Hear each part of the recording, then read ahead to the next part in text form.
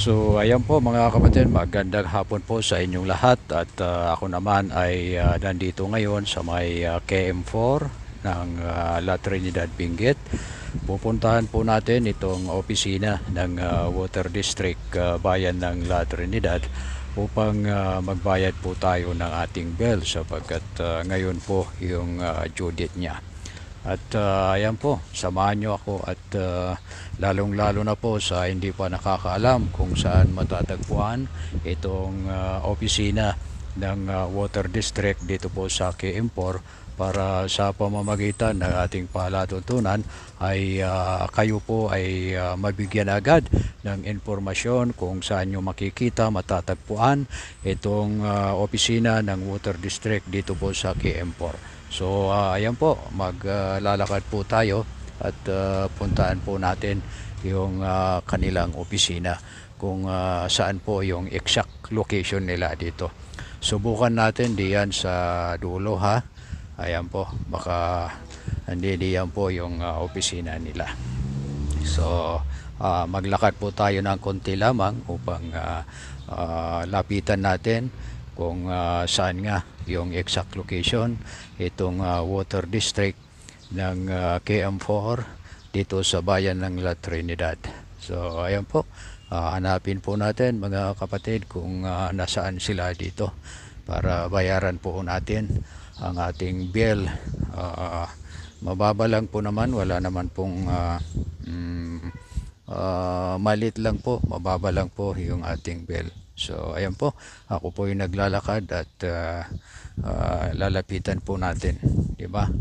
So ayan po, ito po yung tinatawag nilang KM4 at dito natin makikita yung opisina ng Water District dito po sa KM4 La Trinidad Benguet. So ayan po, malapit na po tayo mga kapatid at ayan ay pakita ko sa inyo ha. Ayan po yung opisina nila ha. Malaking building at saka may plug sila. Kasi alam po ninyo itong water district ng bayan ng La Trinidad Benguet ay matagal na po ito. No, this has been established noong hindi pa tayo ipinanganak kaya dapat lamang na sa taong ito ay mayroon silang maganda-gandang opisina naman para nagpapakita. At syempre dapat malinis, di ba? Sapagkat tubig po ito. Tubig ang pinag-uusapan ha. Nagbibigay po sila ng tubig para sa pang-araw-araw na ginagamit ng mga sambayan ng Pilipino, particularly dito po sa bayan ng La Trinidad Benguet. Kaya dapat malinis sapagkat ito po ay nakasalalay po ang ating kalusugan dito. So ayan po, LTW, La Trinidad Water District. Ayan, clients, parking area. Ayun, so walang problema po. Just in case na kayo po ay may sasakyan na pupunta dito, wala pong problema sapagkat mayroon pong parking area dito ng mga kliyente.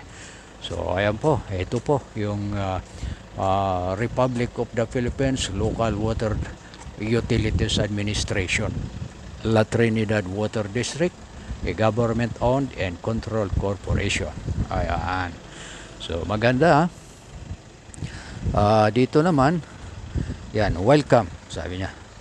Welcome LTWD PPSS filtration plant.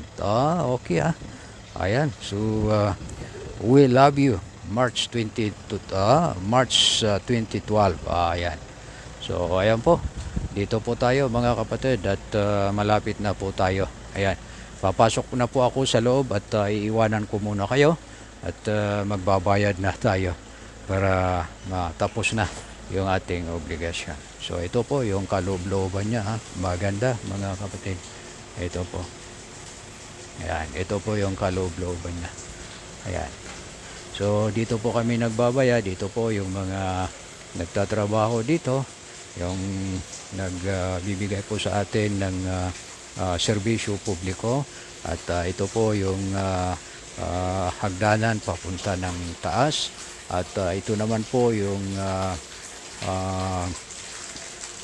organizational chart ika nga. Ayan, ito po sila ha. Ito po yung La Trinidad Water District Organizational Charts Board of Directors. Ayan. So ayan po kung gusto nyong makita. Ah, at marami yung mga trabahador natin dito na nagbibigay sa atin ng serbisyo tungkol po sa tubig. Ayan, may tubig po na humahagos dito. Ayan, maganda rin ano. Ang ganda. So ayan, ito yung tubig. So ayan po. Ayan, ayan siya. Opo, ganun po yung tubig. Ayan, La Trinidad Water District. Ayan, water for all is our goal. Ayan, ayan. Ito po. Ayan. So, ayan po. Oh, pakita ko lamang sa inyo para mabigyan naman po kayo ng kaukulang informasyon kung ano po yung kagandahan ng ating opisina. Okay, ito po yung mga tao natin dito. Oo. Pupunta, ayan yung CR, comfort room, maganda. So, ganito po yung sa loob niya. Oo. Ayan po. Ito po yung makina natin Ito po yung gumagana pagka brown out. O, ganun po. Ayan. So, ang ganda. Hindi rin basta-basta sa loob, di ba? Oo. So, ganun po. Ganun po, mga kapatid. Ayan. So, hanggang dito lamang po. Iiwanan ko, babayaran na natin yung ating ban dito. So, ayan po. For the meantime, ako po ang inyong lingkod, si Kolo. Laging nagsasabing, kapwa ko, mahal ko. Babay muna.